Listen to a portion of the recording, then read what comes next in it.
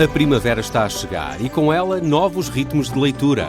Leia artigos de opinião e receba acesso antecipado a todos os episódios de Podcast Plus. Acompanhe a atualidade ao minuto. Assine hoje o Observador com até 58% de desconto e habilite-se a ganhar uma tote bag e um voucher da Livraria Almedina.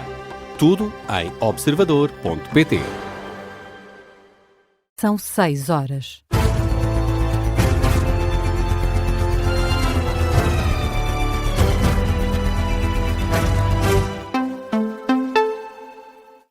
As notícias com João Gama. Bom dia. Depois de uma tomada de posse com reparos ao Governo e garantias de exigência, António José Seguro recebe hoje, pela primeira vez, enquanto Presidente da República, o Primeiro-Ministro Luís Montenegro. É a primeira reunião semanal entre residente do Palácio de São Bento e residente do Palácio de Belém. Acontecem, como é norma, a uma quinta-feira. A reunião de hoje está marcada para as 4 da tarde, na semana que começou com a tomada de posse de António José Seguro, o Presidente da República. Esteve em Lisboa, na segunda-feira, entre a Assembleia da República e o Palácio de Belém, e em Arganil, Guimarães e Porto, na terça. Foi precisamente em Arganil onde António José Seguro prometeu ser exigente com o poder político e lembrou ao Governo as promessas que fez no verão passado de visita a um dos territórios mais afetados pelos incêndios, a aldeia da Morísia. De resto, o socialista passou a campanha eleitoral a prometer lealdade institucional para com o Governo, mas a garantir que estes encontros com Luís Montenegro não serviriam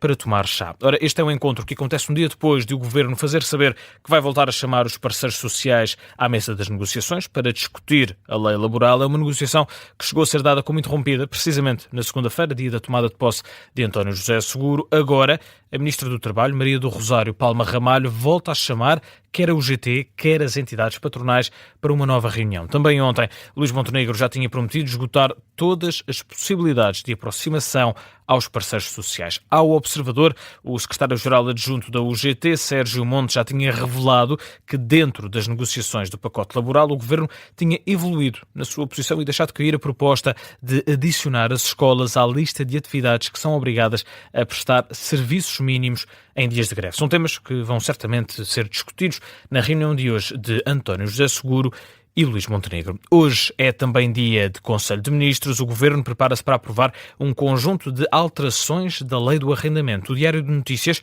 conta que as alterações à lei pretendem devolver a confiança dos proprietários e, dessa forma, colocar mais casas no mercado. O jornal escreve que entre as alterações previstas estão a flexibilização dos despejos em situações de incumprimento reiterado. Ainda assim, o Governo prefere falar de medidas que pretendem tornar mais céleres as decisões judiciais para com inquilinos incumpridores e não facilitar despejos. Fontes do Executivo garantem ao DN que os inquilinos mais vulneráveis vão ser protegidos.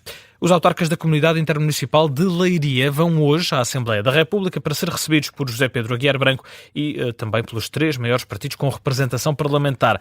Entre os autarcas que viajam até Lisboa estão os presidentes da Câmara de Porto de Mós, de Leiria e de Pombal, Pedro Pimpão, que é também presidente da Associação Nacional de Municípios. Vão fazer um ponto de situação de calamidade nos municípios da região de Leiria e também das medidas que foram implementadas com uma prorrogação da isenção do pagamento das taxas de portagens nas autoestradas que servem a região, a A8 e a A19. São encontros marcados para depois das 10 da manhã, que acontecem depois das críticas de Manuel Castro Almeida. O Ministro da Economia e da Coesão Territorial admitiu ontem, nas jornadas parlamentares do PSD, que o processo de apoios à reconstrução das casas não está a correr bem e que a responsabilidade será das autarquias. Ontem, a Rádio Observador ouviu vários autarcas, desde logo a Presidente da Câmara Municipal de Alcácer do Sal, Clarice Campos, rejeita as acusações do Governo e queixa-se que o município ainda não recebeu 1 cêntimo de ajuda para a reconstrução das casas afetadas pelo mau tempo. Convida, por isso, Manuel Castro Almeida a ir ao terreno. Aquela questão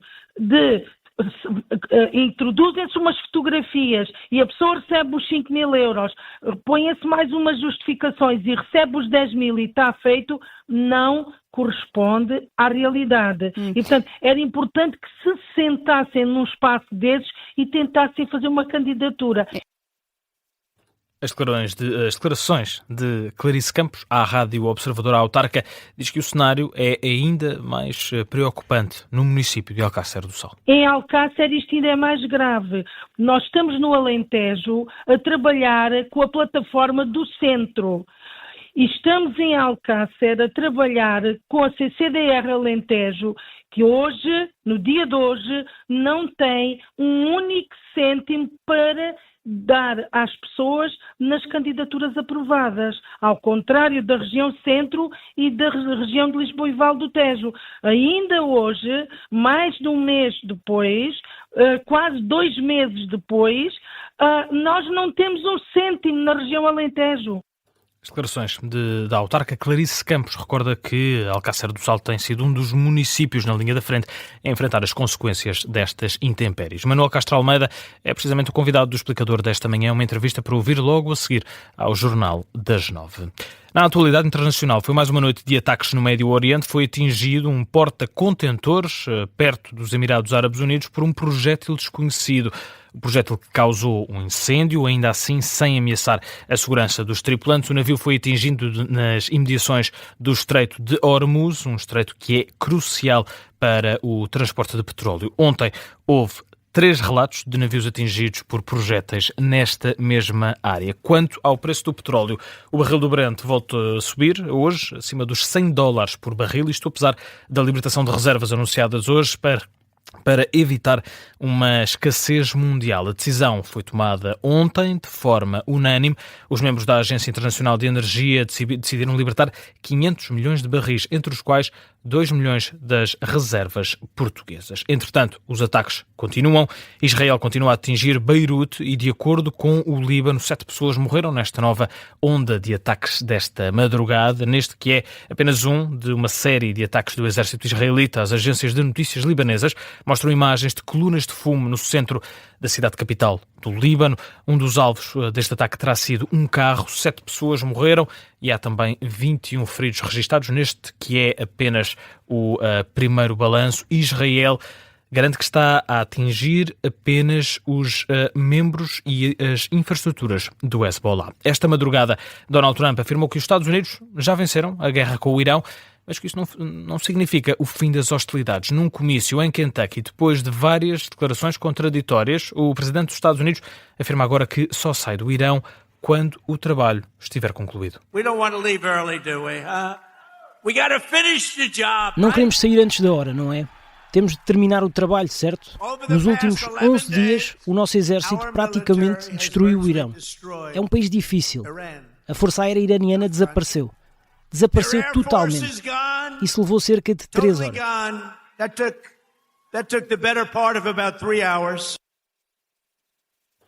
As declarações ontem à noite de Donald Trump, presidente dos Estados Unidos da América, afirma que os Estados Unidos também destruíram todo o potencial nuclear iraniano desde a primeira hora, mas avisa que ainda assim não vai cometer o erro de sair cedo demais deste conflito no Médio Oriente.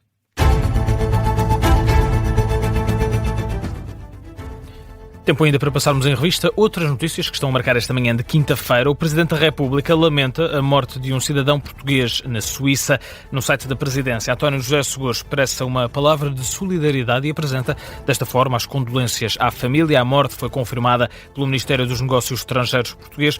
Um incêndio num autocarro causou a morte a 6 pessoas, fez ainda 5 feridos. Aconteceu na cidade de Friburgo. As autoridades suíças adiantaram hoje que o incêndio foi causado por um homem alegadamente perturbado. Estão ainda assim afastadas motivações terroristas. Alunos e professores de escolas artísticas do setor privado e cooperativo protestam hoje em Lisboa pela atualização do apoio financeiro do Estado aos estudantes, tendo já 50 escolas confirmado que vão estar presentes nesta concentração que vai acontecer de frente ao Ministério da Educação. Segundo a organização, o ensino artístico especializado está a ser financiado pelo Estado com valores foram definidos em 2029. Os trabalhadores da agência Lusa manifestam-se hoje em Lisboa e no Porto por uma agência livre, independente e respeitada. Em causa, segundo os sindicatos dos jornalistas, está o processo de reestruturação da empresa, um novo modelo de governação, a possível mudança de sede para as instalações da RTP e também a negociação do caderno reivindicativo. É o que leva os trabalhadores a motivar preocupações sérias sobre o futuro da agência de notícias de língua portuguesa. E no futebol, o Sporting perdeu ontem na Noruega para a Liga dos Campeões, deixa em risco o apuramento para os quartos de final, perdeu por 3-0 frente ao Bodø Glimt, um jogo para a primeira mão dos oitavos de final. No final da partida, Rui Borges diz que faltou atitude e disponibilidade física aos Leões. Hoje é a vez do Futebol Clube do Porto e do Sporting Braga. Enfrentam hoje o Stuttgart na Alemanha e também a equipa húngara do Ferencváros nos jogos para a primeira mão dos oitavos de final, desta feita na Liga Europa de Futebol, após 2 confrontos que ficaram marcantes na Primeira Liga Portuguesa, os jogos a contar para a Liga Portuguesa, o Sporting de Braga contra o Sporting e o Futebol Clube do Porto frente ao Benfica. São temas para desenvolver no Vamos à Bola.